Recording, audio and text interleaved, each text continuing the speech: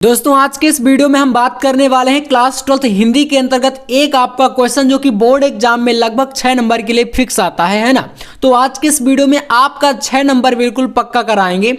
और वो कैसे, तो आज के इस क्लास में आपको देखने को मिलेगा कि भाई आपको आवेदन पत्र किस तरीके से आपको बोर्ड एग्जाम में लिखना है। जी हाँ, आपको बिल्कुल यहाँ पर मैं कॉपी पर लिख कर बताऊंगा कितने शब्दों में आप लोग आवेदन पत्र को पूरा कंप्लीट कर सकते हो, जिससे कि जो 6 नंबर का ये क्वेश्चन, जैसे कि हमारे पास देख तो क्वेश्चन पेपर है, मॉडल पेपर, और इसमें आपका लास्ट में एक क्वेश्चन आता है, यहां पर देखो क्वेश्चन नंबर 13 के अंतर्गत, ठीक है ना। और 14 में आपका निबंध आता है, तो निबंध पर आपका एक वीडियो आएगा जल्द ही। आज के इस वीडियो में पहले हम लोग आवेदन पत्र की बात करते हैं। तो क्वेश्चन जैसे कह रहा है कि बैंक प्रबंधक को शिक्षा ऋण के आवेदन के संबंध में पत्र लिखिए। और इसी के अथवा में भी एक क्वेश्चन रहता है, जैसे दिया है किसी पर्यटन स्थल की यात्रा का वर्णन करते हुए अपने मित्र को पत्र लिखिए। इस तरीके से आपके पेपर में जो है क्वेश्चन आता है। तो चलिए मैं आपको बैंक से जो ऋण लेने के लिए यानी कि लोन के लिए आपके पेपर में बहुत बार ये क्वेश्चन पूछा गया है, और यहां पर पूछ रहा है शिक्षा ऋण, ठीक है ना।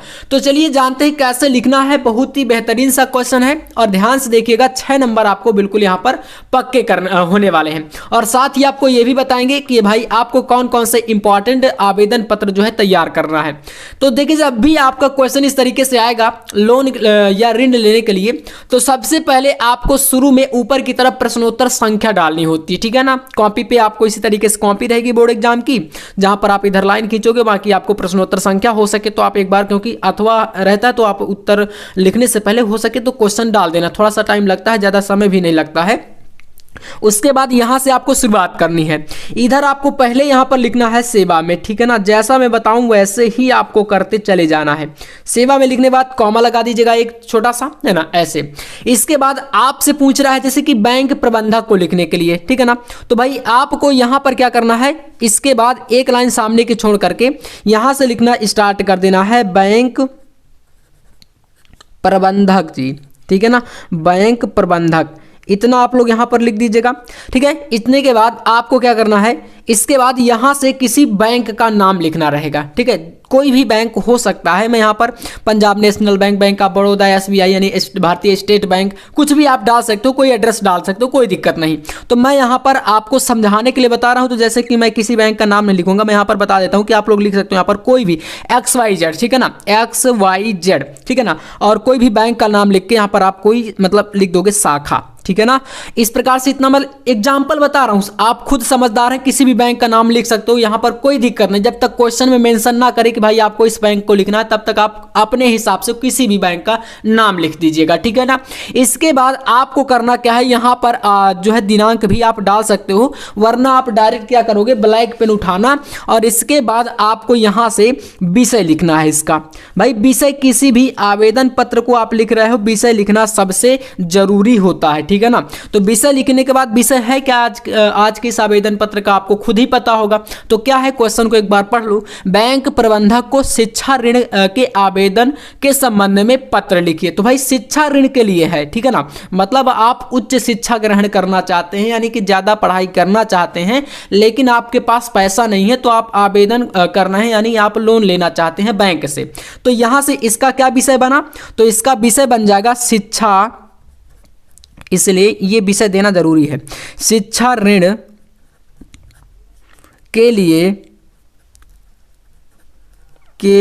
लिए आवेदन पत्र, ठीक है, ये हमारा हो जाएगा, इसका ये विषय है। इसके बाद आपको फिर से एक लाइन बीच में छोड़नी है। देखो यही चीजें जो है एग्जामिनर ज्यादातर देखते हैं, बाकी प्रारूप आप लोग वहां पर अपना पूरा विवरण दे के चले आएंगे, उसकी कोई दिक्कत नहीं रहती है। मेन चीज जो होती है, एग्जामिनर कहां पर देखते हैं कि भाई आपने कॉमा लगाया या नहीं लगाया, आपने बैंक का नाम कैसे लिखा, मतलब किस तरीके से डाला, है ना। फिर इसके बाद आपने गैप कितना दिया, ये सब छोटी छोटी चीजें जो है आवेदन पत्र में देखी जाती हैं। इतना कर दिए। अब यहां से एक लाइन छोड़ने के बाद सेवा में जितना है इसी के नीचे से बिल्कुल सामने से एक लाइन छोड़ दोगे, यहां से लिखना स्टार्ट करोगे। अब लिखना क्या है, यहां से आप लिख सकते हो महोदय या सर, जो भी आप चाहो, ठीक है ना। या मैडम, मान लीजिए बैंक प्रबंधक हो सकता है, कोई मतलब फीमेल है तो आप वहाँ पर मैडम करोगे या सर करोगे। तो यहाँ से आप क्या करोगे, एक लाइन छोड़ने के बाद जस्ट यहाँ से मैंने जैसा बताया आप सर लिख सकते हो या आप लोग मैडम लिख सकते हो, कोई दिक्कत नहीं, या यहाँ पर आप महोदय लिख सकते हो, ठीक है ना। तो मेन चीज़ प्रारूप की हो रही, अब इतना कर दोगे, फिर इसके बाद आपको एक सामने की लाइन छोड़ करके यहाँ से इस इधर से लिखना स्टार्ट कर देना है। लिखना क्या है, अब आप अपना कोई विशेषता बताओ, जैसे कि आप मान लीजिए लोन लेना चाहते हो तो आप किस लिए लेना चाहते हो, वो सारा विवरण अब आपको यहां से बताना शुरू कर देना है। तो देखो यहां से लिखना है मैं हिंदी साहित्य, मतलब आप क्या है, स्टूडेंट है, कुल मिलाकर क्या है, छात्र हैं, क्योंकि शिक्षा के लिए ले रहे हैं। तो मैं हिंदी साहित्य, क्योंकि भाई ये आपका आवेदन पत्र देखो काफ़ी इंपॉर्टेंट है, लोन लेने के लिए पूछा ही जाता है, इसलिए बता रहा हूं कि इसको आप लोग तैयार कर लेना। मैं हिंदी साहित्य में या अंग्रेजी साहित्य कुछ भी कर सकते हो, ठीक है ना, उच्च शिक्षा प्राप्त या ग्रहण कर सकते हो, ठीक है ना, प्राप्त, फिर इसके बाद करने के लिए, ठीक है ना, प्राप्त करने हेतु, है ना, प्राप्त हेतु कर दीजिए यहाँ पर, प्राप्त हेतु छात्र ऋण के लिए आवेदन पत्र लिख रहा हूं या लिख रही हूं, ठीक है ना। मान लीजिए आप जैसे कि गर्ल्स हैं तो आप लिखेंगे मैं लिख रही हूं, और अगर आप बॉयज हैं तो आप क्या लिखेंगे, लिख रहा हूं। तो इतना कॉमन चीजें होती है, आप सब अच्छी तरीके से समझते हो कि भाई ये हम खुद से लगाएंगे, ठीक है ना। तो आवेदन पत्र यहां पर लिख दीजिए, जैसे आप लड़के हैं तो लिख रहा हूं, ठीक है, इतना करोगे, लिख रहा हूं। ये आपने क्या बताया कि आप क्यों लिख रहे हैं, ठीक है ना, इतना कर दोगे। अब इसके बाद आप यहां से क्या करोगे, नेक्स्ट आपको उच्च शिक्षा समझते हो ना, उच्च शिक्षा का मतलब जैसे आप ग्रेजुएट हो, आप पोस्ट ग्रेजुएशन करना चाहते हो, या आप लोग और कोई आगे की पढ़ाई करना चाहते हो, ठीक है, तो वो आपका उच्च शिक्षा में आ जाता है, ठीक है ना। तो इतना कर दोगे, और यहां से फिर आपको लिखना है कोई एक रीजन बताना है। रीजन के तौर पर जैसे आप बता सकते हो कि मैं आपको एक प्रारूप है बता रहा हूँ, ठीक है ना। और इसी तरीके से फिर आपके मन में थोड़ा बहुत विचार अपने आप आ जाते हैं वहाँ पर जब लिखने लगोगे, तो लिखोगे मैंने हाल ही में इलाहाबाद यूनिवर्सिटी लिख दो, जैसे कि इलाहाबाद विश्वविद्यालय बोलेंगे, है ना, इलाहाबाद विश्वविद्यालय, मैंने हाल ही में इलाहाबाद विश्वविद्यालय से 9.7 CGPA, ये आपका एक ग्रेड होता है। जब आप उच्च शिक्षा के लिए जाओगे तो आपका जो परसेंटेज है वो इसी तरीके से निकलता है, ठीक है। तो ये हो जाएगा 9 CGPA के साथ हिंदी साहित्य, यहाँ पर हिंदी साहित्य लिखे हो, अगर अंग्रेजी साहित्य लिखोगे तो यहाँ पर अंग्रेजी साहित्य ही रहेगा, अगर शुरू में हिंदी है तो फिर आप यहाँ पर हिंदी रखिएगा, है ना। CGPA के साथ हिंदी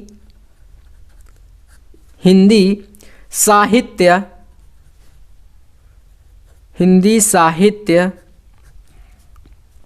में स्नातक, ठीक है ना, स्नातक यानी ग्रेजुएशन, स्नातक की पढ़ाई पूरी की है, ठीक है ना, स्नातक की पढ़ाई पूरी की है, ठीक है ना, इतना बता दीजिए। अब यहां से इतना समझ में आ रहा है, जैसा मैं लिखता जा रहा हूं इतना आपको तो क्लियर हो रहा होगा, पढ़ाई पूरी की है। अब इसके बाद आप यहां पर चाहो तो अपने सब्जेक्ट को भी मेंशन कर सकते हो, जैसे आपका क्या क्या सब्जेक्ट रहा है, हिंदी साहित्य हो गया, है ना, इसमें और क्या क्या सब्जेक्ट हैं जो भी कॉम्बिनेशन बन रहा है उस अकॉर्डिंग आप यहां पर सब्जेक्ट का भी नाम लिख सकते हो। इसके बाद आप यहां से लिखने के बाद आप यहां पर क्या बताओगे, एक लाइन छोड़ करके, यानी पैराग्राफ जिसे चेंज करना बोलते हैं, इसके बाद एक लाइन छोड़ करके यहां से आना है अगली लाइन पर और लिखना है कि मैंने हिंदी में मास्टर डिग्री के लिए, यहां से देखो, इसके बाद आपने स्नातक कर लिया है, अब मास्टर डिग्री मतलब आपका परास्नातक जो बोलते हो, यानी कि जैसे बीए किया आपने और आपको एमए करना है, उसके बोलेंगे हम लोग यहां पर पोस्ट ग्रेजुएशन। तो यहां पर लिखोगे मैंने हिंदी में अब भाई हिंदी से आपने किया है साहित्य से, तो आप हिंदी से ही करोगे, है ना। हिंदी साहित्य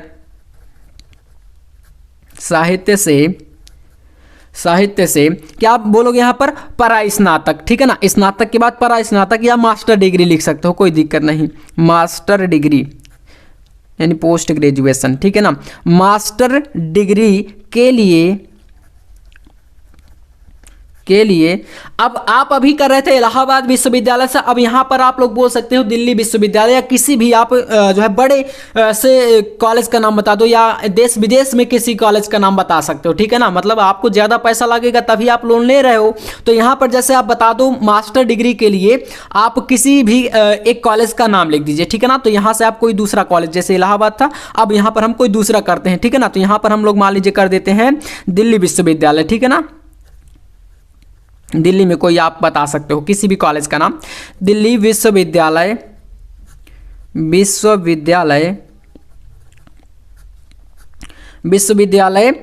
क्या किया हमने, हिंदी साहित्य से, मैंने से हिंदी साहित्य से मास्टर डिग्री के लिए दिल्ली विश्वविद्यालय में आवेदन किया है, में आवेदन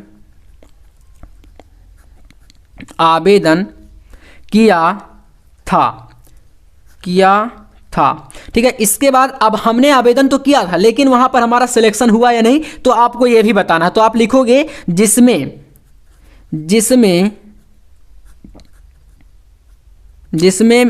मेरा चयन हुआ है, ठीक है ना। चयन हो चुका है, ठीक है ना। मतलब आपने आवेदन किया और आपका चयन भी हो गया, तो अब आप लोग क्या करेंगे, अब आप पढ़ाई के लिए जाएंगे, है ना। तो इस तरीके से इतना विवरण आप लोग बता दीजिएगा। देखो पूरा प्रारूप आपके सामने है, कैसे लिखना है, कहां पर लाइन छोड़नी है, कहां पर क्या करना है, सारा कुछ बता रहा हूं। क्योंकि आप लोग जो है ज़्यादा से ज़्यादा कॉमेंट करते हो कि भैया आवेदन पत्र की टेंशन है सबसे ज़्यादा, क्योंकि आपका देखो ये जो पेपर का पैटर्न है हमारे पास, इसमें देखोगे तो भाई ये आपके लास्ट के क्वेश्चन होते हैं, और 6 नंबर का ये है और 9 नंबर का निबंध।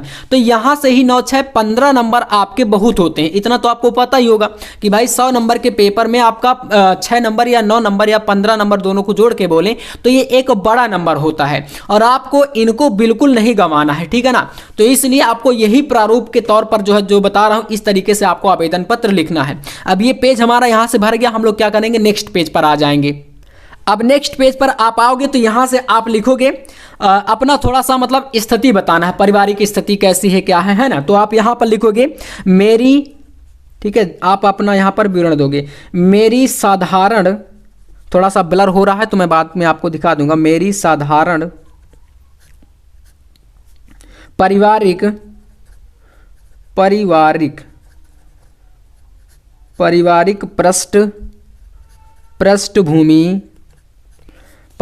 पृष्ठभूमि के कारण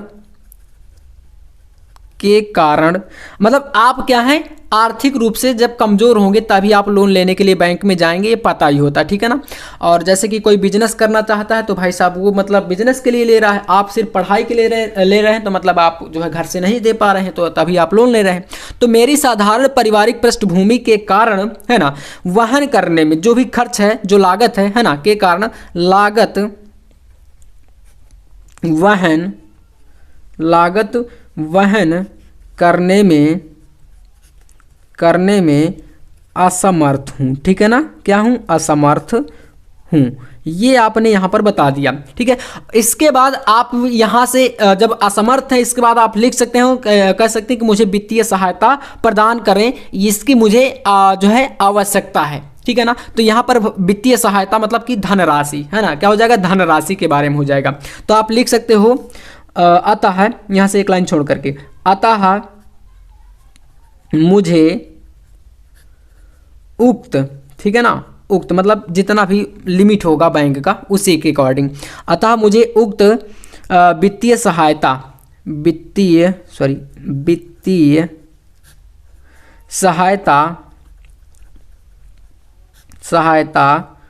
प्रदान करें महान कृपा होगी, ठीक है। इतना आप यहाँ पर बता दीजिएगा।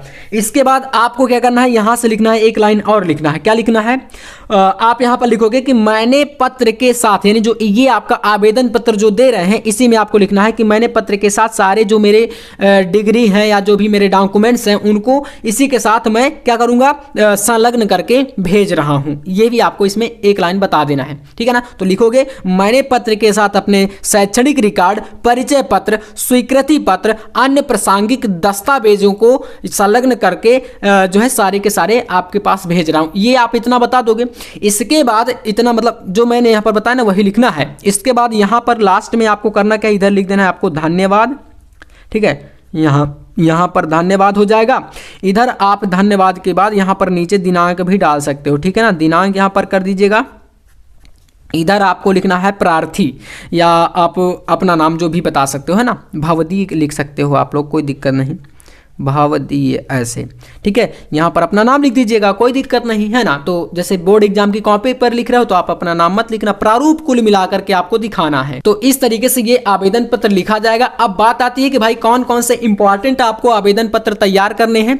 तो आज का ये वीडियो 6 नंबर आपका पूरा पक्का कराने वाला था, तो जिसमें आपके सामने ये 3 आवेदन पत्र जो कि बिल्कुल आपको तैयार होने चाहिए। जिसमें पहला आपका आवेदन पत्र है, अपने नगर में प्रदूषण से उत्पन्न स्थिति का वर्णन करते हुए उचित अधिकारी को आवेदन पत्र। भाई ये आपका साफ सफाई यानी प्रदूषण से रिलेटेड एक बोर्ड एग्जाम में 100% बनता है। अगर ये नहीं आएगा तो फिर दूसरा आपका बैंक से लोन लेने के लिए, या तो कोई व्यवसाय से रिलेटेड, या तो आपका फिर शिक्षा लोन, ठीक है ना। ये 2 में से कोई एक यहां पर बनेगा। इसके अलावा आपका फिर यहां पर तीसरा एक बनता है, किसी विद्यालय के प्रबंधक के नाम प्रवक्ता पद पर अपनी नियुक्ति के लिए आवेदन पत्र। तो ये 3 पत्र आपको तैयार कर लेना है, 3 से बाहर आपके पेपर में नहीं आएगा, ठीक है ना।